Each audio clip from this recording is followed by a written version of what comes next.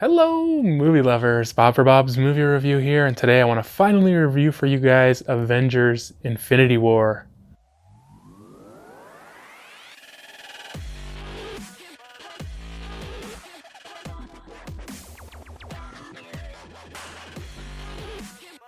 Be sure to click subscribe and click on the bell icon to be notified whenever I upload great new content. If you do enjoy the video, be sure to show it some love and give it a like rating.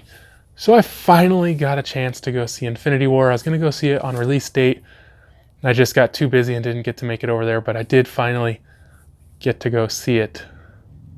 This one is rated PG-13, has a 2-hour and 29-minute runtime, and is directed by the Russo brothers. So we know all the MCU movies have been leading up to this big movie, Avengers Infinity War. We've seen Thanos in bits and pieces here and there, but this was finally supposed to be his movie. We were finally going to get to see Thanos, and they do not disappoint. He is kind of the main character in this movie. I would even imagine that he has the most screen time, since we have virtually every main character and many side characters from all the MCU movies in this. None of them really get a huge amount of screen time, and I think they did okay. I mean, maybe they could have had a few less and they got a little more screen time. I don't know what would be better. The story of this movie is Thanos is coming after all the Infinity Stones so he can build the Gauntlet. And then he's going to use his power of the Gauntlet to take out half of everything and everywhere. I guess that's the best way to describe it. He feels that the universe or all of everything or whatever is just overpopulated and they're going to use up all the resources. And the only way to solve this is by taking out half of everyone.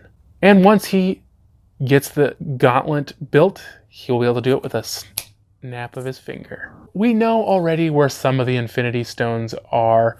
Doctor Strange has one. You're kind of hinted at Loki has one. And also Vision has one. So there's 6 total stones. He'll have to capture those 3 and find the rest. So let's start with the 2-hour and 29-minute runtime. I believe this is the longest MCU movie. I'm not positive, I didn't look that up, but I'm pretty sure I remember hearing that at one point. The longest MCU movie. I think that it does a good job. It's super action-packed. There's so much action. There's no way you could call this movie boring. I think the runtime is perfectly justified in this movie.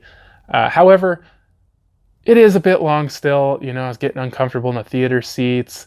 I had wished it had been a little shorter, at least only 2 hours, just because I just hate sitting at the theater so long. I get really uncomfortable after very long in those seats. But then when it ends, you're just kind of like, that's the end? Like 2.5 hours and that's how they end it? It's just super abrupt and unexpected. And you're just like, why do they gotta end it like that? Well, obviously they want to continue the story into the next Avengers movie. And it's just like, I wish it was all wrapped up into one movie. It would have been much more satisfying. Instead of at the end, you just have this completely unsatisfied feeling of knowing that there's more to come. And I guess it's like that with all movies with a planned sequel. But I just did not like the ending of this movie at all. So I thought this movie was funny.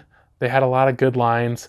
There were people laughing at a lot of stuff that I just didn't understand why it was funny. There's one scene in particular where Star-Lord imitates Thor. And it was funny at first, but they drag it out for such a long time. And people kept laughing. And I was like, it's the same joke. You don't have to keep laughing. And I didn't get it at all. But I thought it was pretty funny. It's a great story. You know, all the Avengers teaming back up, many of them not seeing each other since the events of Civil War, and Hulk coming back to Earth, and you know, him not being aware of many of the new MCU characters because they were introduced while he was in space or whatever. So let's talk a little bit more about the ending. So we were all promised and teased that characters would die in this movie. That's not a spoiler. I mean, we all knew. And there was much speculation over who would die and who would live. And I mean, obviously, they want to keep making movies, but some people don't want to play their characters anymore. So they kind of have to have a balance between who they're going to kill and who they're going to not kill. I'm not going to say anybody who was killed. You guys can watch the movie. But a much higher number of Marvel characters are killed than you would expect. In fact, so many to the point that it just ruins the whole concept, because you know those characters are coming back. You know they're not killing them off forever. You know that they're going to have sequels coming up. There's always so much information leaked about these upcoming movies, and even though they're not confirmed or whatever, there's certain movies you know there's going to be a sequel to. Their movies did far too well. They haven't had, 3 movies already, and they haven't been in 3 Avengers movies already. You know they have sequels coming, and you know there's no way they're dead for good. So for me, killing those people off just ruins the whole ending, because you come out of the movie going, well, they're coming back. Who's going to come back and who isn't, who knows? Everybody, some people, I don't know. But you know that they're not all going to be dead when it's all said and done. So it's extremely disappointing. Not that all the characters die in the end. There's more characters that die throughout the movie. To me, I kind of feel like those characters are dead. Like, those are the characters for sure that are dead. The ones who kind of die in the final battle, I'm more iffy on whether or not they're going to be dead or not. I think that they did do some surprises by not killing off some characters, and as I said, killing off other characters. But as I said, there's still another Avengers movie to come. They could easily kill off the people we expected and bring back the ones we didn't.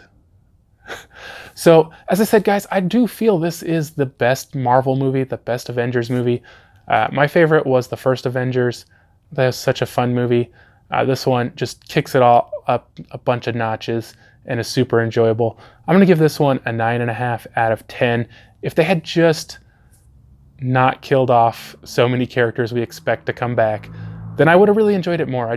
I feel so let down by the ending and the fact that the movie doesn't have an ending, a real ending, and that we have to wait for the next Avengers. I understand that they want to build anticipation and they want to, get that word of mouth going and people to be excited for the next one. People are going to be excited for the next one no matter what. You didn't have to make it a 2-parter, or I don't know if it's officially a 2-parter, but it's definitely not over. It just ends so abruptly. But I want to thank you guys so much for watching. Love to hear you guys' thoughts in the comment section below. I hope you guys did enjoy the video. If you did, remember to leave it a like rating. If you haven't already, subscribe for more videos. Check out the suggested videos. Check out my website, BOBSMOVIEREVIEW.com. And I'll see you guys next time.